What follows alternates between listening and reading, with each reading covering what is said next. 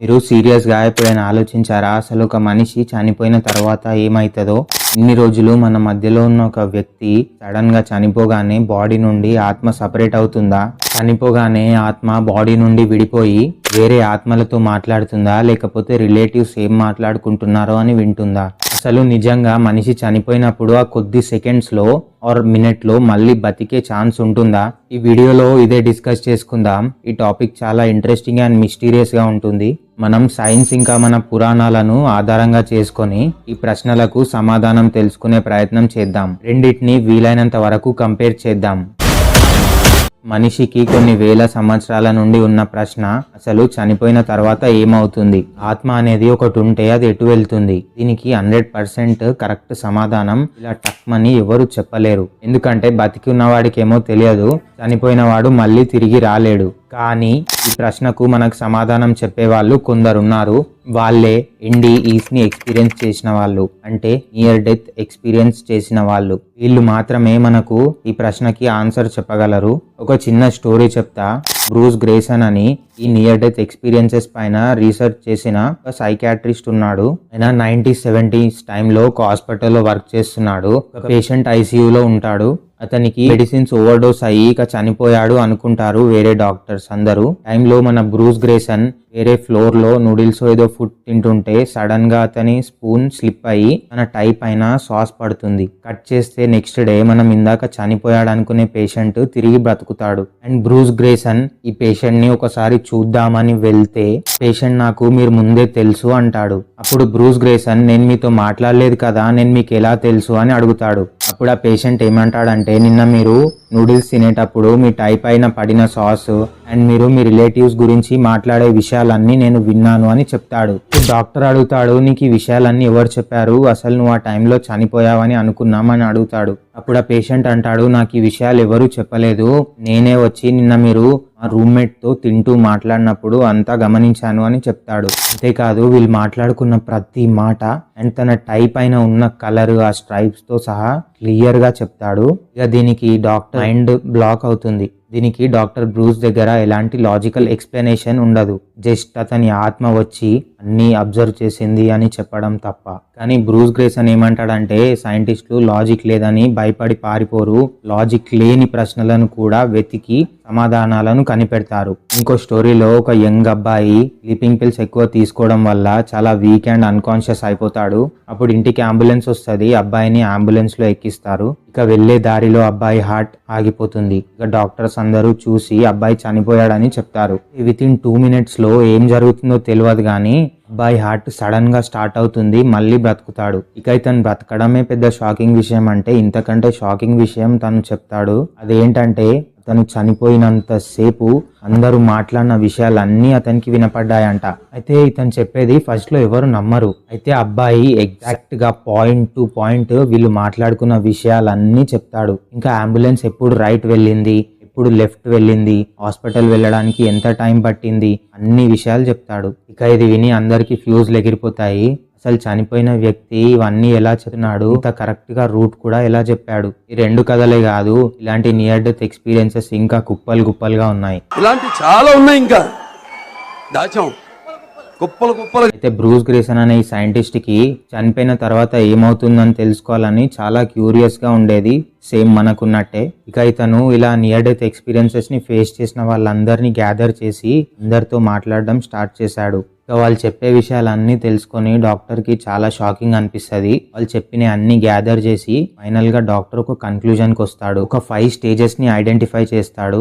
ఈ 5 stages ని ప్రతి పేషెంట్ నియర్ డెత్ ఎక్స్పీరియన్స్ చేసిన వాళ్ళు లేదా చనిపోయి తిరిగి వచ్చిన వాళ్ళు కంపల్సరిగా ఎక్స్పీరియన్స్ చేస్తారంట. ఈ 5 stages ని 1 by 1 క్లియర్ గా ఎక్స్ప్లెయిన్ చేస్తాను. Stage number 1. ఈ స్టేజ్ లో ప్రతి పేషెంట్ కి చనిపోయాను లేదా చనిపోబోతున్నాను అని తెలుస్తుంది. బాడీ నుండి ఆత్మ లేసి గాలిలోకి ఎగురుతున్నట్టు అనిపిస్తుంది. ఇది ప్రతి నియర్ డెత్ ఎక్స్పీరియన్స్ అయిన పేషెంట్ ఫీల్ అవుతాడు. అండ్ స్టేజ్ 1 లో మనం అన్ని టెన్షన్స్ నుండి విడిపోయి ఏదో ప్రశాంతతలోకి వెళ్ళిపోతున్నాం అనే ఫీలింగ్ కూడా వస్తుందంట. బాడీ నుండి ఆత్మ డివైడ్ అయిపోతుందంట. నెక్స్ట్ స్టేజ్ నెంబర్ 2లో బాడీ నుండి ఆత్మ డివైడ్ అయ్యి గాలిలో తేలుతున్నట్టు అనిపిస్తుంది. ఈ స్టేజ్ కూడా అందరూ ఫీల్ అవుతారంట. నెక్స్ట్ స్టేజ్ 3, ఇది కొంచెం మిస్టీరియస్ ఉంటది. ఇందులో వీళ్ళు ఏం ఫీల్ అవుతారంటే ఆల్రెడీ చనిపోయిన వాళ్ళు ఉంటారు కదా, వాళ్ళతో మాట్లాడినట్టు అనిపిస్తుందంట. ఎవరైతే మనకు చాలా క్లోజ్ పీపుల్ అంటే ఇంతకు ముందే చనిపోయిన వాళ్ళు ఉంటారు కదా, వాళ్ళతో మనం మాట్లాడినట్టు ఫీల్ అవుతాం. కానీ ఇది నియర్ డెత్ ఎక్స్పీరియన్స్ అయిన వాళ్ళల్లో ఓన్లీ 32% మెంబర్స్ కి మాత్రమే ఇది అనిపిస్తుంది. స్టేజ్ నెంబర్ 4, ఇది ఇంకా మిస్టీరియస్. దీంట్లో ఏమనిపిస్తుంది అంటే ఏదో ఒక పెద్ద లైట్ మన ఆత్మని దాని వైపు లాగుతున్నట్టు, లేదా మనమే ఏదో స్వర్గం నరకంలోకి వెళ్తున్నట్టు ఫీలింగ్ వస్తుంది. స్టేజ్ 5, ఇది కొంచెం ఎమోషనల్ స్టేజ్. అందరికీ ఒక పెద్ద ఎపిక్ సినిమా క్లైమాక్స్ కన్నా ఎక్కువ. స్టేజ్ 5లో జస్ట్ 30 సెకండ్స్లో ప్రతి పేషెంట్కి వాళ్ళ లైఫ్ అంతా ఒకసారి ఫ్లాష్ అవుతుంది. అదేదో ఒక ఫాస్ట్ ఫార్వర్డ్ వీడియో లాగా జీవితంలో చేసిన తప్పులు, వేరే వాళ్ళకి చేసిన హెల్ప్, ఇంకోరినైనా ఇబ్బంది పెట్టుంటే అవన్నీ కళ్ళ ముందు ఫ్లాష్ అవుతాయి. మనం ఈ తప్పులు ఎందుకు చేసామా అని అనిపిస్తుంది, కానీ మనం ఏం చేయలేని పరిస్థితిలో ఉంటాం. 5 స్టేజెస్ నియర్ డెత్ ఎక్స్పీరియన్స్ చేసిన వాళ్ళందరికీ అనిపిస్తాయని సైన్స్ ప్రకారం ప్రూవ్ అయింది.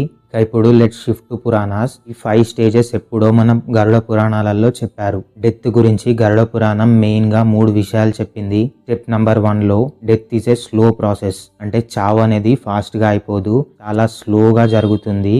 Is a very slow process అని. స్టెప్ నెంబర్ 2లో చనిపోయే ముందు ఆ వ్యక్తి లేదా చనిపోయిన వ్యక్తి వేరే వాళ్ళతో మాట్లాడగలడు అండ్ వేరే వాళ్ళ మాటలు వినగలడు. ఒకవేళ మీరు హాస్పిటల్లో ఉంటే ఆపరేషన్ థియేటర్లో డాక్టర్స్ మాట్లాడేవన్నీ వినిపిస్తాయి. థర్డ్ స్టెప్లో వ్యక్తి బాడీ అక్కడే ఉంటుంది, కానీ బాడీ నుండి ఆత్మ విడిపోయి వెళ్ళిపోతుందంట. ఇది మన పురాణాలలో నియర్ డెత్ ఎక్స్పీరియన్సెస్ గురించి వివరించిన విధానం. దీన్ని మనం సైన్స్ తో కంపేర్ చేసి ఒకసారి చూద్దాం. అయితే సైన్స్ ప్రకారం ఒక వ్యక్తి చనిపోతే ముందుగా అతని హార్ట్ బ్లడ్ పంప్ చేయడం ఆపేస్తుంది. ఇక బాడీ మొత్తానికి రక్తం సప్లై ఆగిపోతుంది. ఇక ఆబ్వియస్ గా బాడీకి ఆక్సిజన్ కూడా వెళ్ళడం ఆగిపోతుంది.